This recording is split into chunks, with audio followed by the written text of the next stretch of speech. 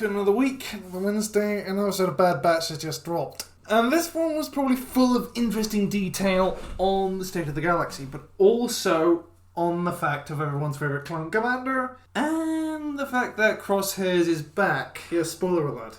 This was a Crosshairs-centric episode, and we're really starting to understand how things are working in the Empire. We know for a fact, established in Season 1, the fact that clones were going AWOL. Even after Order 66 years, and the fact they had some degree of free agency. Their minds weren't completely numbed by the inhibitor chip. But now, it's getting very interesting, I can say for certain. Commander Cody, who's like staunchly loyal just to the Republican Empire in general, seems to be the fact that he was willing to go AWOL, spoiler alert for the end of the episode, but also Rampart is back. But also the fact that Crosshair is almost like he's being caught on a bit of a limb. It's his first mission back in 30. He doesn't have command, given the fact of what happened the last time. And part of the mess he made for Rampart there. We're seeing for a fact that various Imperial officers are somewhat not what they seem. The start of this episode was particularly interesting, given the fact of the kind of officer they had there. He was a captain sent to, I think, govern a small planet. Probably maybe only just 1 or 2 settlements. Most likely the main one. And the fact that as soon as he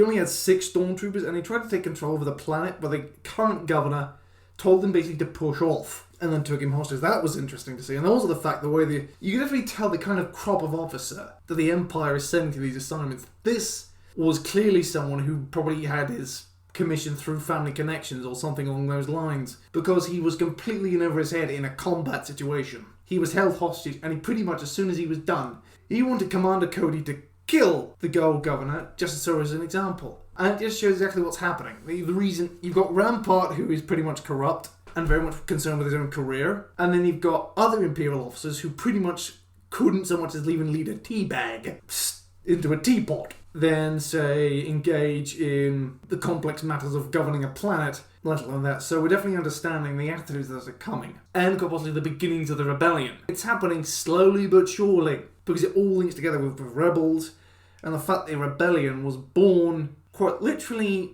in the very beginning. It just took time for it to build, and that time is going to take time. We didn't see any of the other Bad Batch. We didn't see Echo, Tech, Hunter, Wrecker, or Omega, but I think in terms of this episode has probably been the most lore-heavy, and it's also highlighting the politics of the Empire.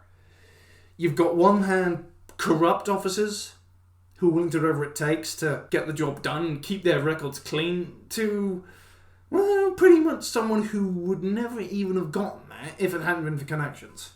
And I get the funny feeling these Rampart and the Captain are all core world officers. They grew up sort of like in the high levels of Coruscant. But the difference is the fact that Rampart probably served in the Clone Wars. This is a fresh officer who probably was just stationed in the core, and then now, I think as more recruits have come in, the Empire's trying to shovel about, and they've decided to put him somewhere out the way, so we don't muck everything up. But unfortunately, it goes completely and horribly wrong. And we also know for a fact that more clones are going AWOL. Wilco might have gone AWOL if he hadn't been killed. But Cody, by the end of the episode, went AWOL, which was something very interesting. And also the fact that there were still battle droids lying around. And quite possibly very nearly won if it hadn't been for Crosshair's instincts and his skill as a sniper. And that was the end of that. And I think even Crosshair's beginning to have his doubts about the Empire. Well, at the very least about Rampart, given the fact the way the clones are.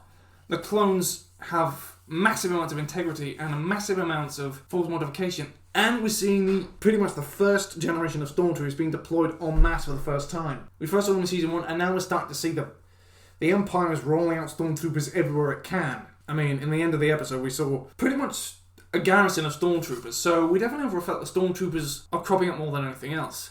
I mean, you've got the Defense Act and Project Warmantle, which suggests the fact that the Empire is expanding its military very rapidly. So we've got the birth of the rebellion as well. We've got a whole host of lots of very good detail. It's unclear when the standard Stormtrooper equipment changes to that. But odds on, I think the original Stormtrooper armor was designed in the Clone Wars. I mean, the ice slots on the Stormtrooper armor there are even bigger than the Phase 2 eye slots. So that means that they're putting more emphasis on visibility. And because of the Clone Wars have gone on, clones will be issued with that armor as well. But instead they're switching out. Instead, these are Stormtroopers, and I think obviously they're going to change the armour from that point on to be the more oppressive kind of armour that they would get. It's really going to show the fact the Empire is going to become what it does. and how oppressive it becomes when it decides to be oppressive. Because even the fact of how lax and how various it becomes, and what happens in the rebellion. Everything is fitting together. Andor and everything else is showing us the fact of how well things are going. It's just going to take time, I think, to pad everything out. Coming for the next series of episodes, because I want to see the other scenes that were shown off in the trailer. I know for a fact it's coming. And I want to see, I think, the Bad Batch go on another adventure again. I really want to see that as well. But it's taking time for the Empire. We're also seeing like how quickly the Empire is trying to spread its influence, which is far more rapid than one I would expect. It's far more rapid than I expected. The Empire is literally everywhere, and more clones are going AWOL because they don't like it. They fought for the Republic, not the Empire. I was very much surprised that there wasn't a clone rebellion. Too bad the fact that most of the clones would be done. I think someone should activate Order 65. That would really do it. Just imagine that Rampart. A bit also going... Because some of these Imperial officers are, quite frankly, idiots. They can't run a chip shop.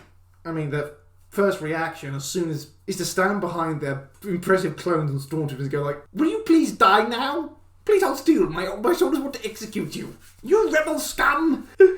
I know, but that's just the way it is. They are just that idiotic. And I think it's also showing the fact that the level of incompetence and corruption across various levels of the Empire, stretching down from the upper levels of the officer corps right the way down to the bottom. I won't be surprised at the fact of, with credits, you could get everything done, including get someone fired from a position. You might even be able to get an Imperial Governor removed. Might be able to, but that largely depends. But that's just my thoughts. In other words, this was another very good episode. Plenty of action. We saw Commander Cody again, which was nice to see him back. He almost looks a bit drab in his grey armour. I mean, I miss the orange, but that's besides the point. And the Empire, well, it's starting to crack. We're seeing why the Empire collapsed, and why it collapsed so quickly, and why it sort of shattered. Because its officers are either yes men, coat chasers, or corrupt officials who care only more about their own career. So that is something I think is going to happen. It's showing us almost immediately how the Empire is going to fail when the Galactic Civil War starts up proper. Because it's always been a thing in Star Wars. I think Imperial leaders have been, well, always corrupt and always somewhat territorial. And it's only a matter of time before they start stabbing each other in the back just to get that little bit more power and influence over each other. Well, I've been the Universal Challenger. I want to please leave a like, comment and subscribe, and I'll catch you on the next one. Cheerio!